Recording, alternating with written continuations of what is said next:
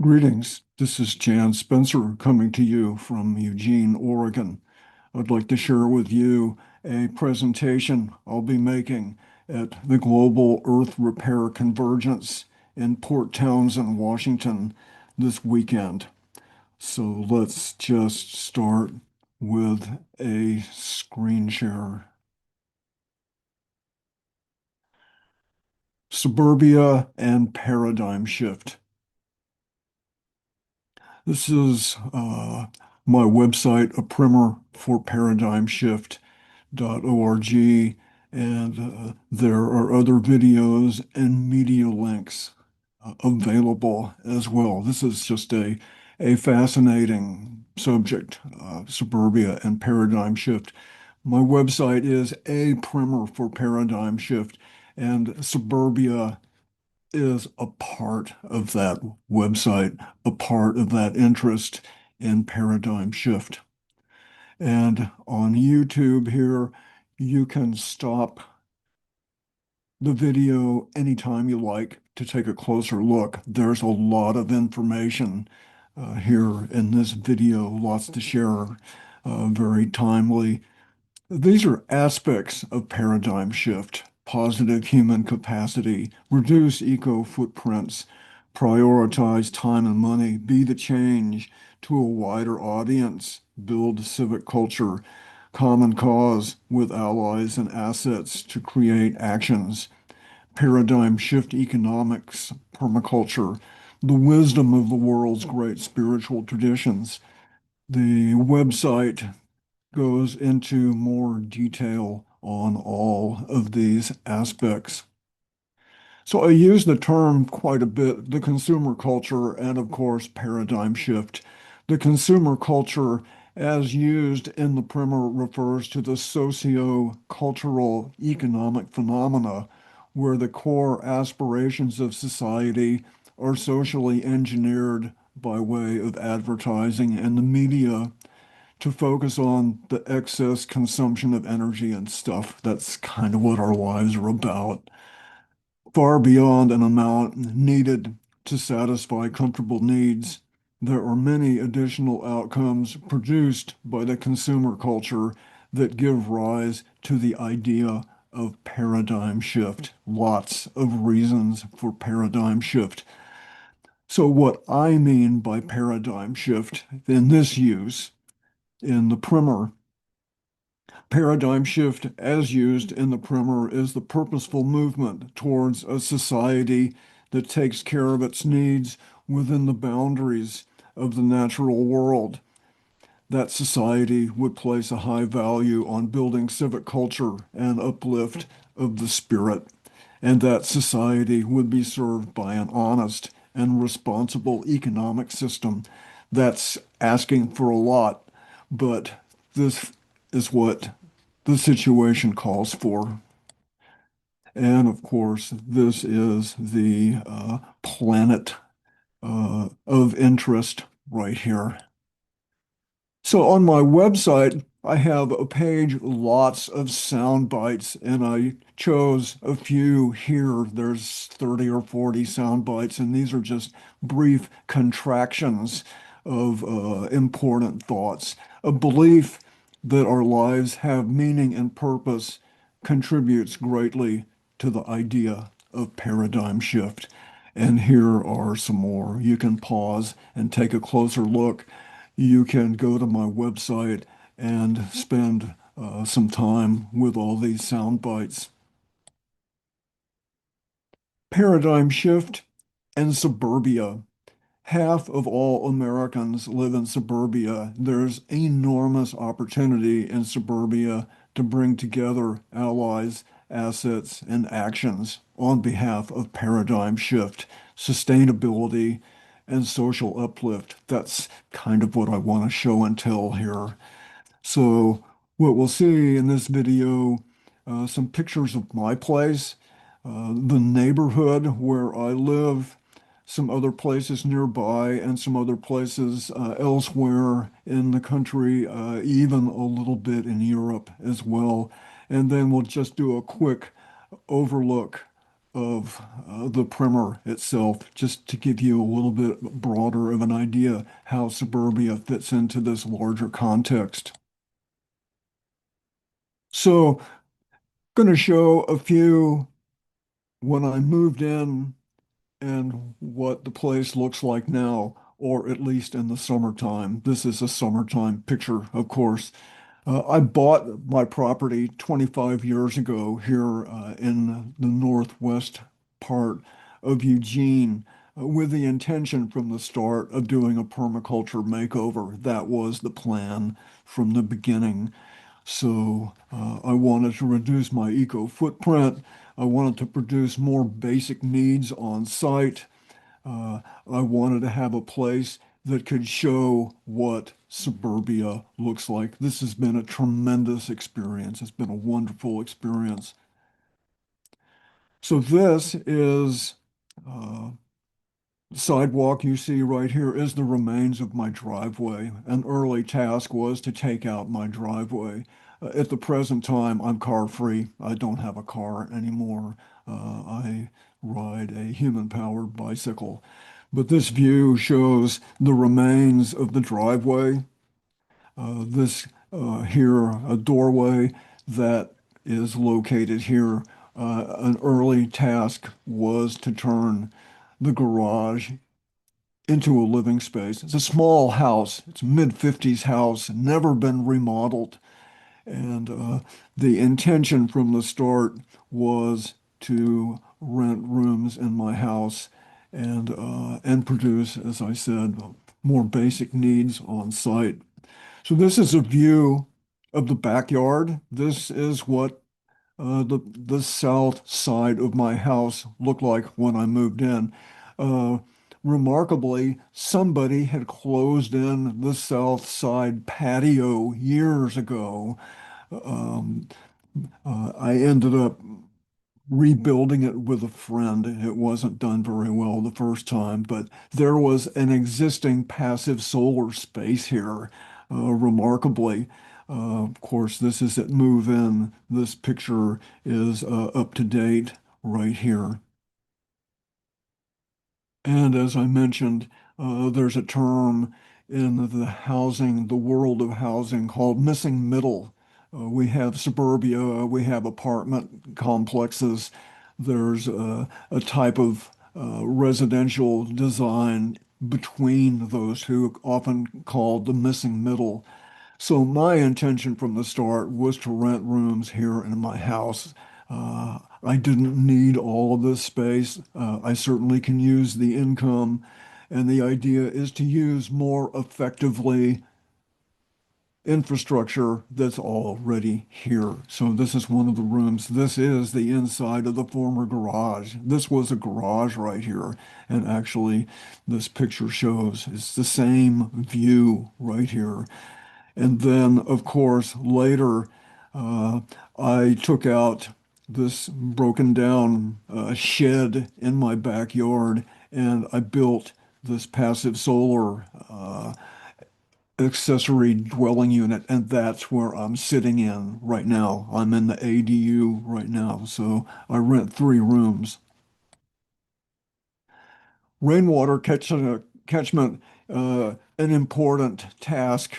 I have a 6,500 gallon rainwater system. This is one big tank, 3,000 gallons. These are two 1,600 gallon tanks. I use the water mostly for irrigation, but it could come in handy if there's a disruption to normal service. We live in an earthquake zone here in Eugene, and there could be other reasons for disruption as well. This view is a graphic schematic of my place. Remember, we looked at the back side of my house, and there was the passive solar space that's taken from here, looking in this direction here. This is the main house right here. The street is out here. This is where the driveway used to be. This is the ADU where I'm sitting. I'm sitting right here, right now. So there's just lots of edible landscaping. I have 15, 18 different types of fruit and nut trees. vegetable gardens. The place is just a quarter acre, is just food growing everywhere. Here in Eugene, we're a plant hardiness 8B. So one might say, oh, you can grow lemons in Eugene. Well, you can if you're willing to take the time to cover them up, to cover up the tree when we do have below freezing temperatures, which always happens in Eugene. We get down to 20 degrees most winters. But if you're willing to do that, you can grow lemons, olives. We have a Mediterranean climate here. It's cooler than most of California, but it's a dry summer and a wet winter.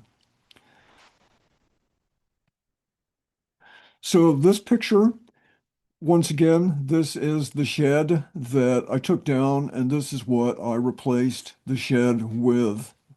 And one of the most important aspects of doing all this work, 25 years on my property, is I do a lot of show and tell. Literally thousands of people have been to my place to see what a suburban property can look like. Um, One of the core ideals of paradigm shift is to make better use of what's already here. I really appreciate the examples I know of, which in another presentation, I'll go through more examples of paradigm shift. Other people elsewhere nearby across the country are also tuned in to repurposing existing urban suburban infrastructure. These are great stories. These are all pioneers of paradigm shift. So this ADU helps increase my residential density. And this view here is from the main house and a walkway going out to my space right here. Um, I consider this to be a beautiful setting. The aesthetics of paradigm shift are a primary ideal. We want to reduce eco footprints. We want to build civic culture. We want to transform our society, our places where we live, both at home and in public, into places that are more beautiful and affirming. So I've been able to do this on my own property. I planted all of this. Here's the lemon tree. There's the olive tree. I do like palm trees. This is a hardy variety of palm tree. I have a lot of plants. Many of them stay indoors in the sunroom in the wintertime, but they come out in the summer. I just love this. It's positive to the spirit. This is just a small example of if we more prioritized public places and the visuals, the aesthetics of what we surround ourselves with, we would be a happier society. A term I like a lot is home economics. And of course, that's producing more basics here at home. I have no fantasy of living off the grid. That's just not something that's possible. But I know and I am producing more basics, food, water, energy here on site. And it's a lot of fun. I love processing food in my kitchen, both for the freezer, but drying. I do grape juice. I love producing food every evening, all year, every day. Much of what I of my food is coming from my own property, and of course, I still buy a lot as well. But transportation, I use a bike. It's a bike trailer here. This is a view of the sunroom, and I'm vegetarian. That's also important for reducing ecological footprints and lots of other reasons too. I've been veggie for 40 years. So we've seen some pictures of my place. There is a small but appreciable number of people nearby in my neighborhood also with these kinds of ideals. So we've had site tours for over 20 years here in my neighborhood to get on bikes and go visit different properties. They're spread out around the neighborhood, but we've had site tours and maybe, I would say, visiting over the years 25 or 30 different properties in my neighborhood, River Road. And we've done site tours and other locations in Eugene as well. There are some other neighborhoods where there's a lot of permaculture to look at. Also, we usually meet at this park down the street. Um, Site tours. This house here, Front Yard Food Forest, is just around the corner, a couple blocks away. My next door neighbor with his bees right here, another property 5 minutes away by bike. Another important location here in my neighborhood is Dharmalaya. Uh, Ravi and Michelle moved in a year after I did. I didn't know them, and they didn't know me, but what good luck that they moved in just a couple blocks away. Their intention from the start was to make use of what was existing on their property and building this beautiful straw bale structure. They have a spirituality, and their spirituality is socially, environmentally activist, permaculture, uh, social culture, uh, building community, reducing eco footprints, all the same. We've had so many wonderful events in this beautiful 1,000 square foot straw bale structure over the years. This has just been a really important location in our neighborhood for advancing the cause of paradigm shift. And this is another property a couple blocks away. Vistara is the name of this place. This is what the back area looked like to begin with. This would be almost 20 years ago right here. And we had lots of work parties to transform this into this. So this is a little bit larger of a property. It's a full acre, and we just had some wonderful neighborhood scale events here over the years, and educational events as well, with everyone on the same page where we want to build a community. We want to move towards a more sustainable society, more social uplift. We're all wanting to see that happen and participate. This was next door. My next door neighbor had a little Bobcat front end loader come in and dig out the gravel driveway down almost 2 feet. And then he had a lot of manufactured organic soil brought in to fill that space. This is what it looked like in the early going. And then this is the same view some years later. So my neighbor reclaimed automobile space, just kind of like what I did. Cars take up a lot of space. We can use a lot of that space in a better way.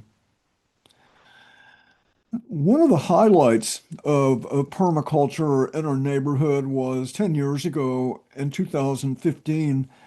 Our neighborhood hosted the 2015 Northwest Permaculture Convergence. This is the largest permaculture event of the year in the Pacific Northwest. For years, we alternated between Washington State and Oregon, and I felt like being involved in those events. Wow, we could do this in my neighborhood. We rented our neighborhood recreation center for the weekend, and a wonderful place to have the event. Classrooms, outdoor use a big space for plenary sessions. This was just such an awesome event, a suburban permaculture convergence. We figure something like 700 people participated in one way or another. Another feature in my neighborhood is the Willamette River is the east side of our neighborhood. And there's a greenway along the river, and in that greenway, lots of trees and a bikeway. That's how I go into town along that bikeway. And There, over the years, we've had events there in the Greenway. This is actually a good part of our neighborhood right here. I live right about in here. That's about where I live. And this is the Greenway along here, and then there's a bikeway along that Greenway. So the Filbert Grove, in the collaboration with the city, we've restored a beautiful 65 tree Filbert Grove. That's in collaboration with the city. That's on public property. That's right about here. This is another collaboration with the city. My hero, Becky, and Peter are restoring this 5 acre open space, and that's right along the bikeway here as well. Lots of work parties. This is an enormously important kind of collaboration. The city should be empowering people to take on more responsibility for public space. I'm all for that. I'm all for taxes that do important work too. The city can't do everything. So the city in Eugene supports people, not paid, but with logistics for looking after public space, and here and there all over town. That's a wonderful example of empowering people where they live. Another asset that we have here in River Road is we have a neighborhood association. The city of Eugene has a neighborhood program, and there are about 20 neighborhood associations around Eugene. The associations are made up of people in the neighborhood. There's nobody telling these people what to do. It's people volunteering to make their neighborhoods better places to live. I'm on the board of our neighborhood association, so part of our agenda is permaculture, along with many other related needs in the neighborhood as well, development, traffic, the environment, homelessness. There's lots of issues in any neighborhood, and the neighborhood association exists to take care, address those issues. So the our neighborhood association has a content that includes permaculture and a little bit discrete paradigm shift as well. And there are other people on our board who are also agree with the paradigm shift, and everybody is sympathetic. Of course, it's a good board, wonderful people to work with. This was an event we had just a month ago here in River Road. We had a neighborhood organized event. We worked with other organizations too. The purpose to encourage more people to have gardens where they live. That was the the scope of this neighborhood gathering at several blocks from where I live. And we even gave away starter kits for container gardening to people just to get people started. There's lots of gardens in our neighborhood. The more people growing food, the better. And we've also boosting a neighborhood and network with an interest in gardening and resilience and permaculture as well. So this event was just a month ago. And this is another important event. We have this planned again this coming September the 13th. This event, the river celebration, happens in the Greenway. Um, so we've been doing this. This will be the fourth year. So these are, of course, all pictures of this sizable event, but it's intended for the neighborhood. Of course, anybody can come to it, but lots of community groups. We make apple cider here. Here's a display I put together about permaculture, a song circle, kids learning about freshwater biology. This picture here shows some of the organizations, but this is the bikeway here. So You don't park at this event very nearby. If you drive, you're going to have to walk a number of blocks to make it here because this is in the Greenway and there's no cars in the Greenway. But this is just a wonderful example of paradigm shift in the neighborhood.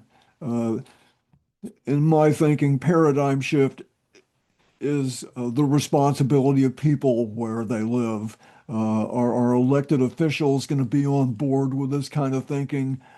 Probably some would actually be sympathetic, but this is the grassroots, and the ideal is enough people are transforming their properties, their apartment complexes, creating worker-owned businesses, reducing eco footprints, building alternative structures that those entities will meet each other and collaborate and expand the scale of transformation. That's the best hope I think we have. It's a big hope, but it's a very sensible hope as well. Our neighborhood newsletter. Our neighborhood puts out a monthly newsletter online, and hundreds of people subscribe to this. I show this because this is our current newsletter here, the beginning of May right now. And I have planned a site tour to visit some gardens in a small couple of streets in the neighborhood. So, because I'm involved with the neighborhood association, then I have access to putting news in the newsletter, and actually anybody knows about it can submit articles and info for the newsletter too. But this is just an invitation to come on this site tour and see some places in the neighborhood where people are gardens. We want to build culture. We want to make friends, a show and tell of what people are doing on their properties. This is Suburbia. Uh, One location in particular, a friend has turned her front yard into an outdoor living room with outdoor furniture, with raised beds, with trellises, a beautiful place to sit out front on a summer evening and engage with people walking by on the street. Lots of people walk on the streets here in my neighborhood. So Kylie's front yard living room is a great feature to show and tell. I really like front yard gardens. They're such a great asset to any neighborhood growing food out front. So this is kind of the hope. This is not a real place right here. Well, it is a real place, but it hasn't quite made all of these changes. This is my property, actually, right here. All of that's already happening. This is next door where the driveway came out. That's right here. There's bits and pieces. My neighbors here are into permaculture. Um, my next door neighbors here have chickens. Um, to do a project like this would take a lot of agreement among neighbors and a real commitment to these kinds of changes in lifestyle. Of course, properties remain private, but there would be a lot more interaction among neighbors, a lot more social, a lot more culture sharing resources. So this is kind of the ideal outcome of suburban permaculture right here and paradigm shift. And we'll just in a moment take a look at a couple of places where significant aspects of this are already happening. So that takes us to elsewhere in suburbia. This is another neighborhood here in Eugene, friendly neighborhood, and they have turned an unused street right of way into a neighborhood garden. This is a great story right here. The city was cooperative. This is breaking ground, and this is some number of years later. Again, there were people in a friendly neighborhood who recognized an opportunity right there in their neighborhood. And after talking about it for years, finally went to the city and said, "Can we do this?" And the city said, "Yeah, but you need to do this and that first." But the city was good to work with, from what I understand.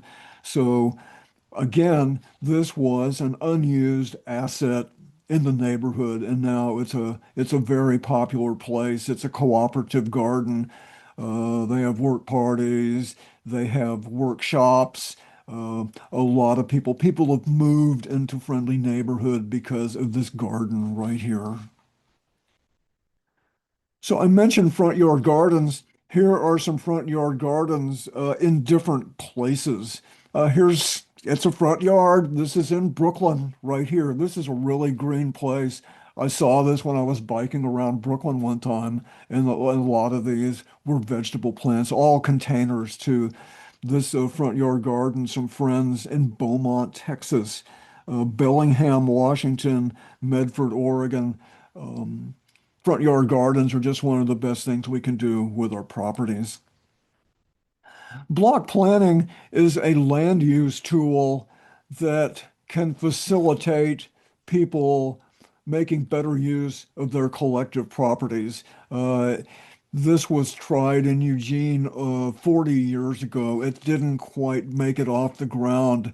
But the idea with block planning is that neighbors can make a plan for how they want to redevelop their properties.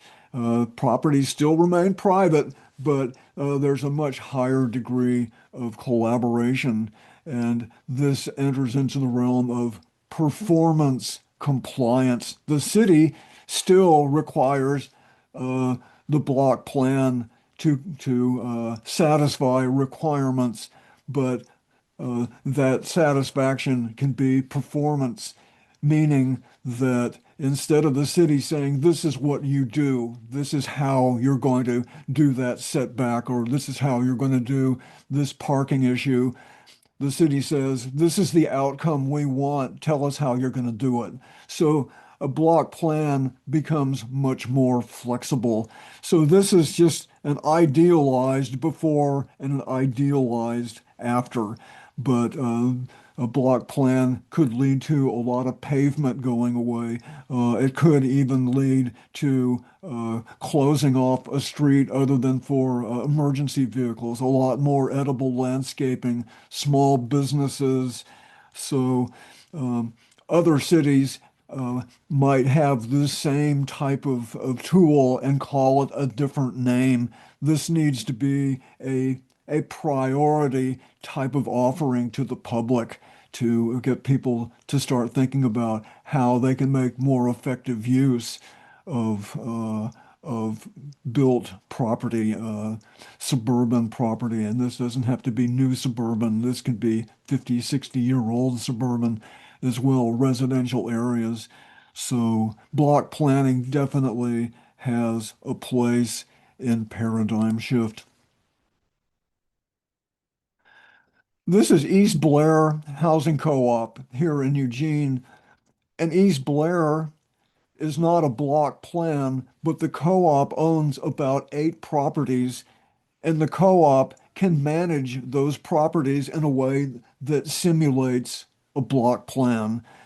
For example, in part of East Blair, there are townhouses, and these are low-income townhouses. East Blair is generally low income, so we're not talking about a fancy place, but some of the townhouses don't have anywhere to have a garden. But elsewhere on co-op property, there's space to have a little bit of a garden. It's not a big garden, but a small garden. East Blair has a tool share with 50 people living there. You don't have to have your own tools for everything, so you have the key to the tool room and you check out a drill or a saw or whatever it is you need. There's a lot of nice tools in here. It's avoiding the need to duplicate cost and duplicate uh, the cost on the environment as well. So people in suburbia could do a tool share too. One of my favorite actions at East Blair was almost 30 years ago, they took out a parking lot. It was a 10-car parking lot, an asphalt pavement. They took it out. They didn't ask anybody. They just did it. Um, and this is the result here, where there used to be space for 10 cars, is now a very popular party site. There's a fire pit here. There's picnic table. There's edible landscaping. The woman at the co-op who sort of managed this project is very much into permaculture. So this is a great example of semi-urban permaculture turning a parking lot into a nice place that's green and affirming. East Blair also has a community room. It's a little bit like co-housing, a retrofit co-housing, certainly much less expensive than co-housing. We have a co-housing location here in my neighborhood. I love it. It's beautiful. You have to have a significant amount of money to do co-housing. But with these kinds of models, we could retrofit co-housing all over suburbia. And that is our next photo. This is N Street Co-op in Davis, California. And N Street is a 60s suburban development in Davis, California. I've been here. I took this picture. And if you can look out here, it looks like a lot of gardens. And of course, that's exactly what it is. Without the the changes, there would be fences everywhere. There'd be a fence all along here. This is on the next street over. So what's happened here at N Street is people bought in when a few people first started this. It spread, and over the years, some people actually bought into the block because they knew this was happening. So N Street Co-op does show significantly what block planning can look like. Again, people still have their own properties, but the the landscape is much more effectively used both for food production, but also for socializing and reducing ecological footprints too. N Street Co-op, they do have a website. Search N Street Co-op, Davis, California. You'll find it. Here's another suburban location in Cincinnati, Ohio. This is Enright Ridge, and this is another version of paradigm shift.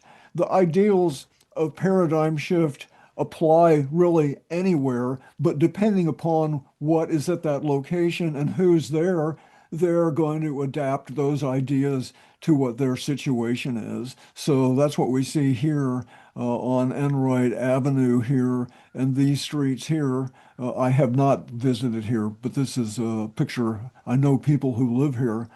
Um, it is suburban private homes. Some people in the area identify and participate with the eco village. Some people don't. But about a third of the people participate in the eco village, sharing tools. There's lots of social events. They've had a community supported agriculture.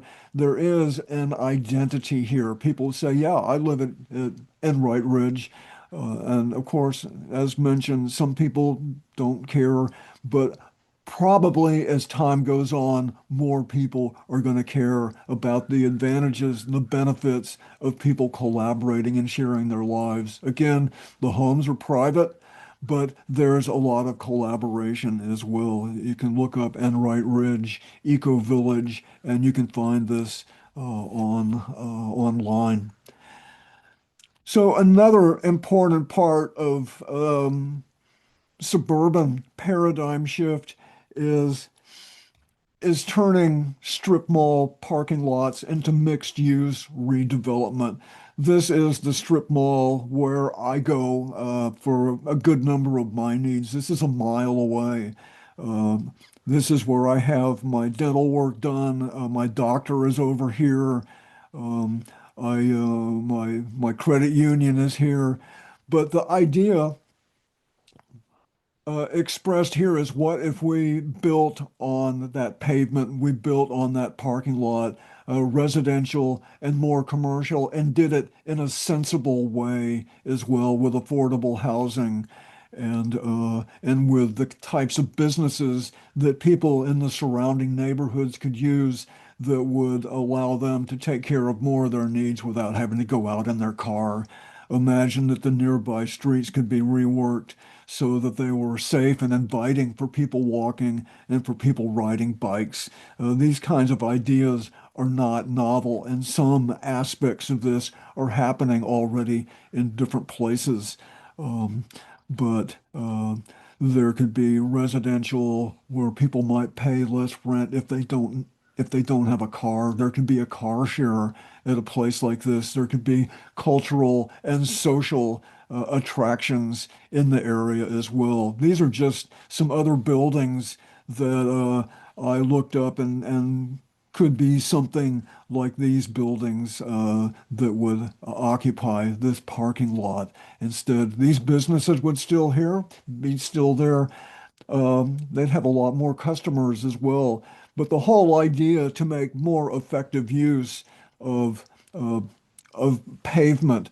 I've looked around Eugene, and there's about 8 or 9 similar sized suburban strip malls in Eugene, all scattered around because they're intended to be scattered around. You want these to be somewhat convenient for people to use. We just need to go from car access to foot and bike access and better transit as well, and people ideally just not having to go so far to take care of their needs. So, transforming parking lots is a huge part of suburban paradigm shift. And imagine if we had investment mechanisms where people who live in these nearby neighborhoods could invest money into projects like this. So, okay, that's what I have for suburban paradigm shift. I have more on my website. There's a lot more, of course, on my website. I just want to go through a brief look at what else I have on my website, a primer for paradigm shift, because the whole issue is immense. Of course, paradigm shift touches everything. Um, One item that is an important aspect of, um, of paradigm shift is our economic system. When you look at the different kinds of challenges and problems that we have as a society, and these problems become personal as well, social damage, public health, environmental, political, economic, our over-consuming economic system is the common denominator, really, of all of these problems. And individuals need to take responsibility too, because as long as we continue to invest time and money in this economic system, we can only expect more of the same, except getting worse. So one of the ideals of uh, paradigm shift is reducing eco footprints, building civic culture. We'll take a look at a an approach to moving paradigm shift forward. How do we prioritize our own time and money?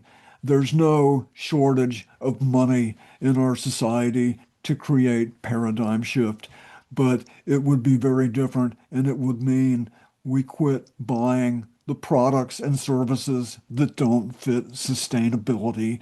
And by doing that, we address many of these problems all at the same time. So I'm doing another presentation at the Global Earth Repair Convergence that's more overall about uh, paradigm shift, and I'll go into more detail with that presentation. But these are the mythologies of capitalism, the magic hand, economic efficiency, a gross national product, American exceptionalism. These are fascinating stories. These are the mythologies that we're taught all our lives. What I do on a different presentation is I identify what the myth claims and what the reality is, but this isn't the place to go into that much detail right here.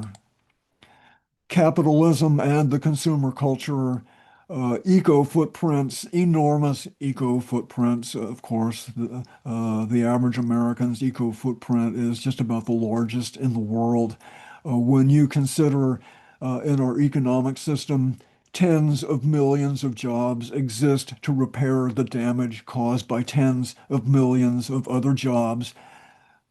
You might say, can you say that again? That's what I said to myself when I realized this just in kind of my own contemplation. Tens of millions of jobs exist in our economic system to repair the damage caused by tens of millions of other jobs. In healthcare, when you think about pollution remediation, junk food, manufacturing, how many products are there that address some kind of problem that some other product creates, like cars, like Suburbia. And of course, a feature of our economic system is the disequity, just unbelievable level of the small number of people who own so much of the financial capacity. And of course, that financial capacity becomes political capacity as well. This is no secret. That's why there's always call for campaign finance reform. uh, the wealthy individuals and businesses that donate millions, they're not giving that money away. They expect a return on that investment. I can't do that. Most people can't do that because they don't have $1 million to give away. I don't have $1 million anyway. And considering the the mythologies and these items here and lots more, we're told the American way of life is non-negotiable. We're being held hostage to this economic system. But the fact is, we can do something about it. That's what paradigm shift is all about. On the primer, I go into much more detail about Edward Bernays, the sort of recognized as the pioneer of public relations. Edward Bernays, look him up online. You'll find out about his book Propaganda. He and others envisioned the consumer culture in great detail going back 100 years, where um, there are a few who look after business and look after the society, and most people are told, don't interfere here. We're distracting you with fun and games. Uh, you leave us alone and we'll manage stuff. That's, of course, what Edward Bernays called for, and that's exactly what we have. We can identify this as social engineering. Our society is a make work project. This is a business plan. Our society is somebody's business plan. There's no mystery why people are called consumers rather than citizens. And one of the ideals of paradigm shift is to turn consumers into citizens and being engaged, taking responsibility for where they live. Uh, what would that lifestyle look like? I go into more detail on the website, even including listings of what products are probably not going to make the cut to sustainability. But this isn't the time for that right now. But the story of Suburbia comes right out of Edward Bernays' playbook. How did automobiles come to dominate our society? No pun intended, it's not an accident. I go into more detail in the other presentation, and on the website, a primer for paradigmshift.org. Levittown, there's a story behind Levittown, of course. There's a history behind suburbia and how automobiles came to dominate. This graphic shows kind of the results of that domination. This is Atlanta, this is Barcelona. These urban footprints are in scale, and the two urban areas have similar populations, Barcelona, Spain, and Atlanta, Georgia. This is what suburbia looks like right here. Atlanta takes up something like 25 times more space than Barcelona. Of course, Barcelona is very compact. Not to say that Barcelona is the role model for everything, but this is an enormous ecological footprint that's really no way to repair this, I don't think. Houston, Phoenix, LA, they could all look the same as this, just spread out because of cars in suburbia. So this is just a kind of a dark humor graphic. The U.S., we are a socially engineered cargo cult. This is kind of a dark joke right here, playing off the cargo cults of the Eastern Pacific during World War II. I explain this on my website. I go into a little bit more detail in the presentation that's more specific about paradigm shift. There's a story here. It's kind of my own dark humor. I put this together, very crude Photoshop right here. Aspects of paradigm shift, reducing ecological footprints. The pie needs to be divided more equitably, and the pie needs to be a lot smaller too. I go into more detail. Principles and ideals of paradigm shift. I really like the wisdom of the world's great spiritual traditions, care for the natural world, modesty of lifestyle, service to the community, uplift of the spirit, accountability for our actions. These are ideals that could be the foundation for a society and for an economic system. And people can incorporate these ideals in their own lives, and a lot of people do as well. These is the platform of paradigm shift, the ideals for reducing ego footprints, civic culture, allies and assets, purposeful time and money, permaculture, positive human potential. And of course, permaculture is another important tool for paradigm shift. All these different aspects, creating systems to take care of human needs in ways that are friendly to people and planet. Permaculture. Another set of ideals for paradigm shift, allies, assets, and actions. We have more allies and actions where we live for creating paradigm shift than we really realize. Allies plus assets can create more actions. Actions and allies can create more assets. I call this a wonderful triangle of benefit right here. The ideals. We have organizations. We are assets, our own selves, our own property can be an asset. Our own healthy skills and participation are assets, and allies can live next door across the street, and we can take actions like that photo we showed of those people turning that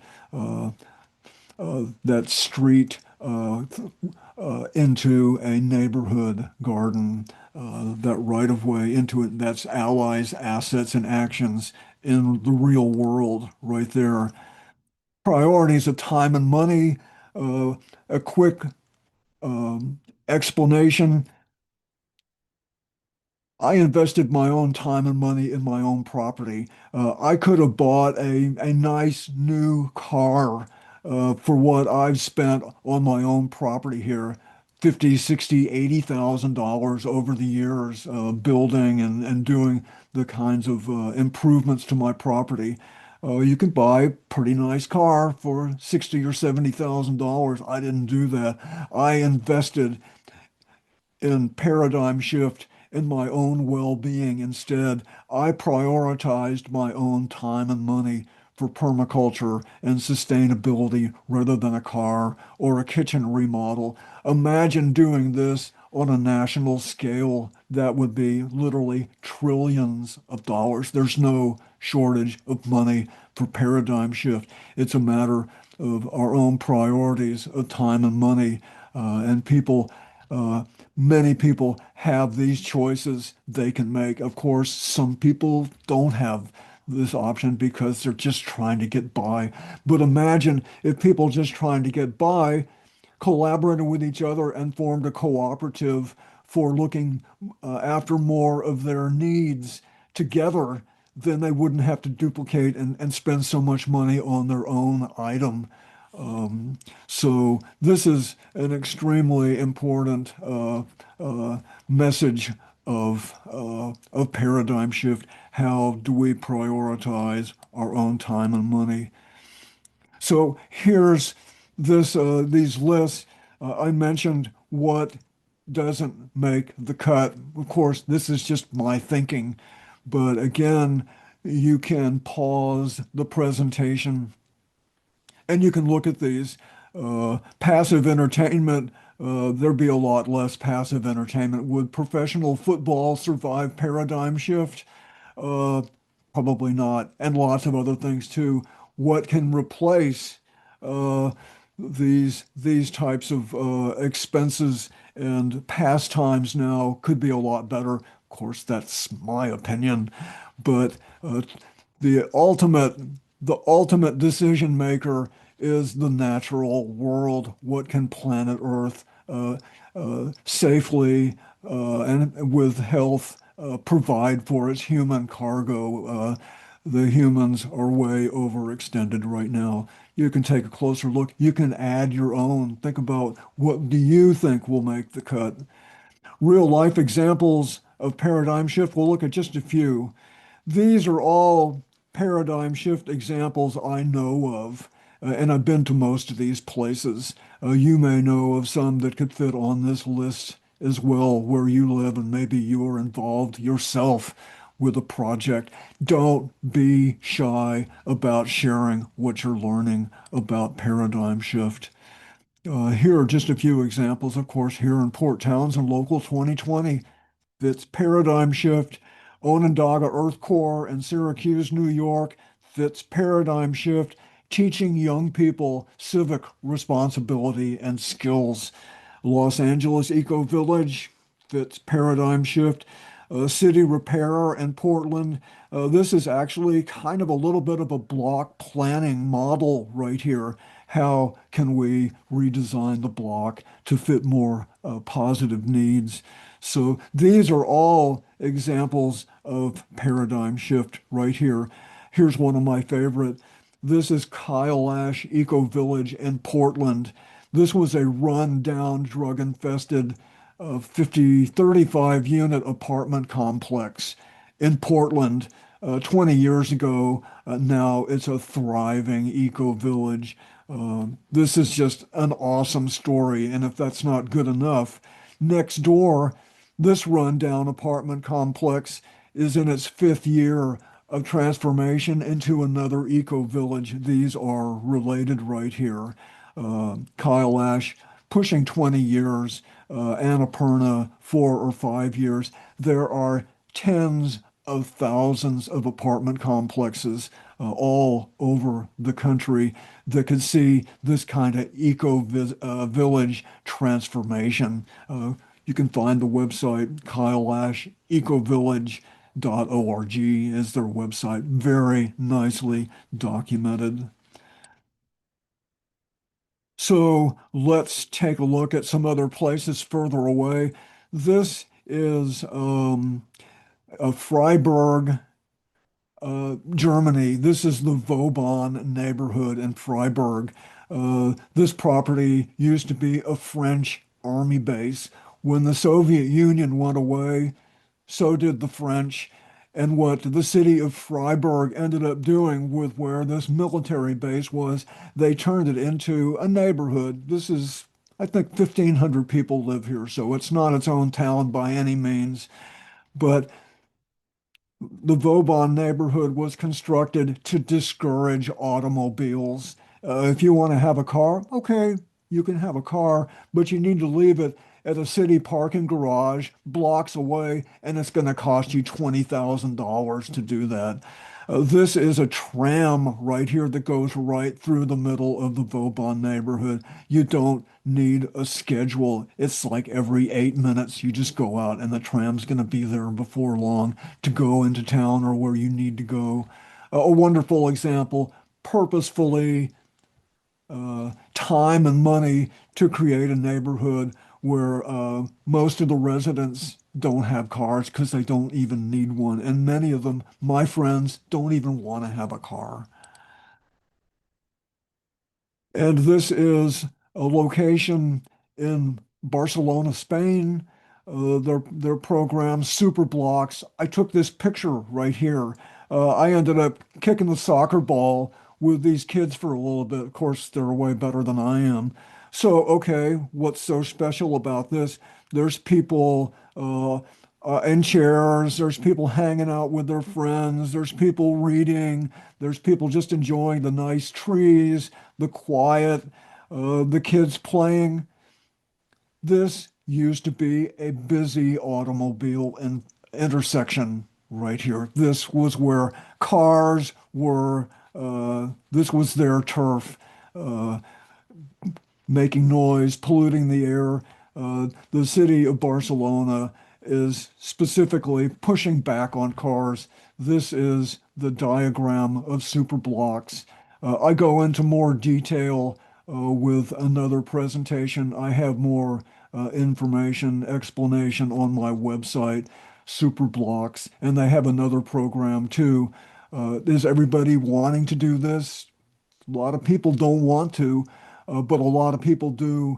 And Barcelona is making enormous progress in reclaiming automobile space for people and cleaner air and a more healthy habitat. Be the change. This is another part of the primer right here. We can be the change in our own lives. That means participating in our communities. There's many opportunities to join an existing organization or create one of our own. Doesn't have to be anything big, uh, but there's lots of opportunity to participate almost wherever anybody lives, to be a volunteer for all kinds of reasons. This just shows different. Some of these are Eugene, some of these pictures I took off the internet as well.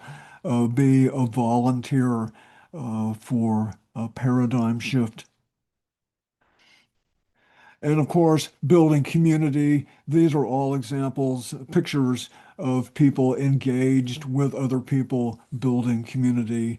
Um, doesn't have to be extreme politics involved. A lot of people who are engaged in paradigm shift wouldn't even identify with paradigm shift. We'll catch up on that thought here in just a minute, but these are all wonderful examples of people learning, people collaborating, people cooperating to a wider audience. This is another section of my website. Recall this diagram that capitalism and the consumer culture, the common denominator for untold numbers of problems. Virtually every public interest organization you can think of exists to repair the damage caused by overconsumption of energy and resources. And that also is not just the environment, it's social outcomes, it's the extreme disequity of financial power. It is the lack of affordable housing. The economic system compels itself to make certain decisions to maximize profits. And that oftentimes, frequently damages people and planet. I didn't mention external costs. That's a whole nother issue right there. But all these different organizations exist to address some part of that damage. That means all these organizations are basically on the same team, and with the idea of being on the same team when they collaborate and work more closely with each other, or even acknowledge that they're even a part of a much larger team than they realize. That's empowering as well. For example, I like the American Association of Retired People. Uh, that's 38 million members. Imagine the AARP already advocates for walkable neighborhoods. They already advocate for healthy food choices, for actions people can take to make their later years more healthy. I'm totally for that. I do a lot of that myself. But imagine if the AARP, for example, and other organizations could do the same thing with their own agendas, but if they explained more completely, why do we have all these problems in the first place? It's because of a mal behaving economic system. If people realize basically the scam that we live in, that would empower a lot of people to be engaged, to push back in a healthy way, to push back on capitalism and the consumer culture in a healthy way. It's got to be in a healthy way. But imagine if the AARP had articles in their newsletters online. Imagine if the Sierra Club did this, describing Kyle Ash Eco Village and saying, here's an example, maybe you can do this where you live. Or they had an article about my suburban permaculture. Here's what you people out in Suburbia can do. Look what this guy in Eugene, Oregon's doing. Maybe if those people are older and they don't have the capacity to make the physical work themselves, which I did, uh, they might have the money to pay somebody else. Paradigm shift can create a lot of jobs, transforming what we already have. I go into that more detail on my website, but this, you can stop the video and take a closer look at this. But virtually every one of these progressive public interest organizations has the capacity to explain and be a team member for paradigm shift, because paradigm shift would address almost every issue all these groups are involved with. Paradigm shift isn't going to solve it, but paradigm shift is the thinking, the platform, the point of departure that these entities can adapt to their own needs and empower their own membership to take more action where they live in whatever way they care to. Uh, you'll want to do a pause here on YouTube. I've done a little Photoshop with these articles right here. I said, uh, note, this is a Photoshopped graphic. I've changed some of the content from online for the AARP and the Sierra Club. This, I say, is these are the kind of articles that they could have in their own publications. Um, and paradigm shift can bring really different entities together. When I think about organized labor, I think about the faith community, I think of MAGA. I think of people interested in climate change, people interested in permaculture. There's a lot more overlap in these interests than people realize. Taking the time to reflect on what our different agendas are we find we have a lot more in common with a lot more organizations than we realize. That's what this graphic here illustrates. And we are about ready to wind up with our presentation here. Uh, I would like to see capitalism put through a truth and reconciliation process. Of course, South Africa and apartheid is most known for truth and reconciliation, but many countries have done this. It's usually the oppression of a stronger group of people uh, on a more indigenous group of people. That's Sweden, that's Norway, that's Finland, that's Canada. The United States should do that too. It's happened all over the world. It happened in South Africa. But what South Africa did after the ending of apartheid is to address the issue, how did this happen? Not for retribution, but for accountability. And capitalism needs the same process because capitalism is responsible for so many problems. Absolutely, capitalism has delivered the goods and has improved our lifestyles, our standard of living in so many ways. But my thinking with uh, with the ideal of how do we prioritize time and money, we can have a lot of the good stuff of modern life, like the internet, like hearing aids, like healthcare, a lot of the things we like about modern life. We can have a lot of those and have sustainability too, but no question. It means giving up a lot of stuff that a lot of people enjoy too. This energy and resource intensive damages the planet and doesn't contribute to community uplift with social uplift. That's a big task, and that's what the paradigm shift website describes more how to move in that direction. The website doesn't have all the answers, of course not. It's the beginning, and people are who involved are pioneers, and with a big adventure for moving towards uh, a sustainable society where they live. That's what the primer is here to encourage that and provide some thoughts. And there are many other sources of information as well. Transition Towns is another, Post Carbon Institute. There's many other organizations that advocate these kinds of ideals. I like the primer because it goes beyond ideas. It provides information on real life examples of people already creating paradigm shift where they live.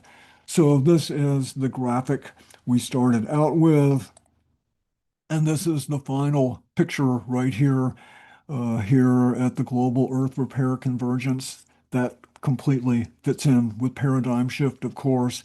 I have a lot on my website that is helpful for moving these ideas forward. It works for me. I spend personally a lot of my own time in a preferred future already. I can turn my head, I can look out the window, and to know there are other people with the same ideals doing the same, that's got to be the platform for a larger scale transformation. So, thank you for your attention, and I wish you well. Feel free to contact me with your projects. I'd love to hear from you. So, this is Jan Spencer coming to you from Eugene, Oregon.